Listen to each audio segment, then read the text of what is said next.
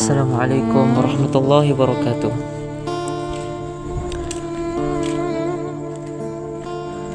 Dalam beribadah terdapat penyakit di antara penyakit dalam ibadah kita adalah riya.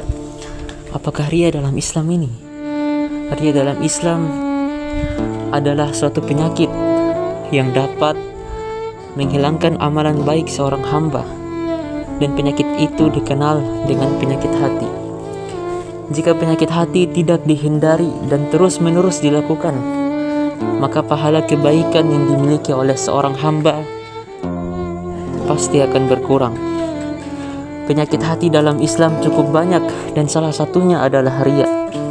Penyakit hati yang satu ini bukan hanya dapat mengurangi pahala seorang muslim saja, tapi bisa juga membuat dirinya dijauhi oleh orang-orang terdekat.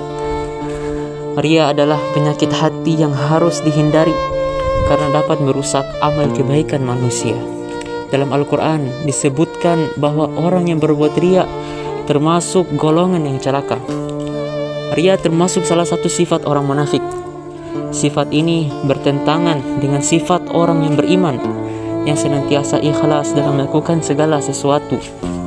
Orang yang berbuat riya tidak akan mendapat ampunan, tidak akan mendapat apapun atas kebaikan yang mereka kerjakan.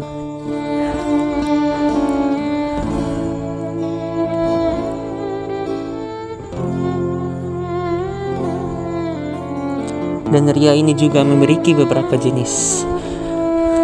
Di antaranya lah riya khalis dan riya syirik. Apa itu riya khalis? Jenis pertama ini jenis riya khalis, yaitu merupakan jenis riya yang pembuatannya memiliki tujuan untuk melakukan ibadah semata-mata hanya untuk mendapatkan perhatian dan pujian dari manusia.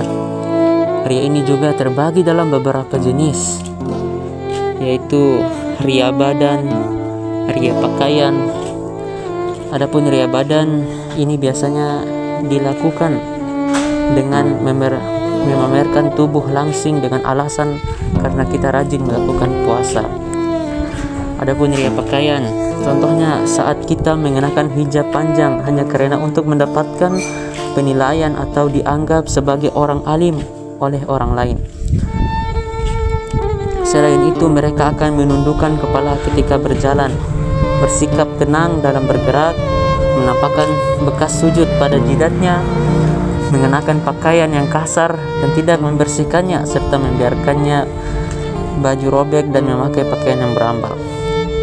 Ada juga riya ucapan. Riya ucapan biasanya dilakukan dengan membaca Al-Quran dengan suara yang merdu dan fasih di hadapan orang hanya karena ingin dipuji saja. Hatinya tidak ikhlas dalam membacakan ayat-ayat suci Al-Quran, melainkan hanya untuk mendapatkan pujian manusia. Riya dengan ucapan bisa juga dilakukan oleh para pemberi nasihat. Mereka biasanya akan menghafal satu ayat maupun ilmu agar dia pandai berbicara, berdebat, dan berdiskusi, atau untuk memuji dirinya sendiri dan mempersiapkan diskusi lainnya. Riya perbuatan.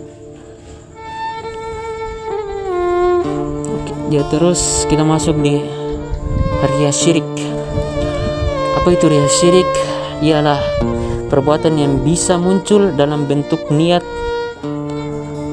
dalam hati atau dalam sebuah perbuatan. Riya adalah sikap yang muncul karena kurangnya pemahaman akan tujuan amal dan ibadah yang dilakukan. Sementara itu, riya syirik atau riya niat adalah suatu perbuatan yang dilakukan dengan niat untuk menjalankan perintah Allah Subhanahu wa taala, tetapi juga dilandasi dengan niat agar mendapat perhatian dan pujian dari manusia sekaligus. Bagaimana cara menghindari riya? Yang pertama ialah kita memperbaiki niat kita. Dengan memperbaiki niat, kita harus ingat bahwa segala macam perbuatan kita tergantung pada niat. Apabila niat kita baik semata-mata karena Allah Subhanahu wa taala, maka insyaallah itu akan dicatat sebagai pahala. Yang kedua, dengan berdoa dan memohon ampun kepada Allah Subhanahu wa taala. Manusia merupakan makhluk yang penuh dengan keterbatasan.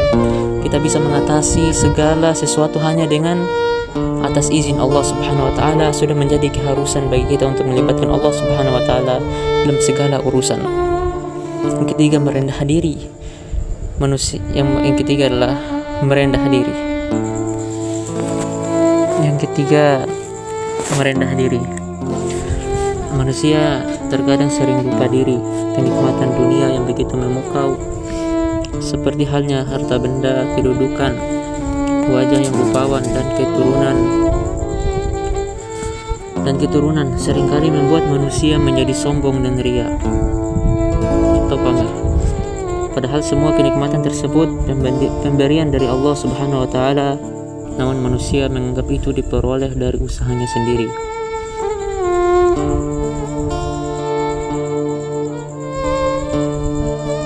Yang keempat, mengendalikan hati.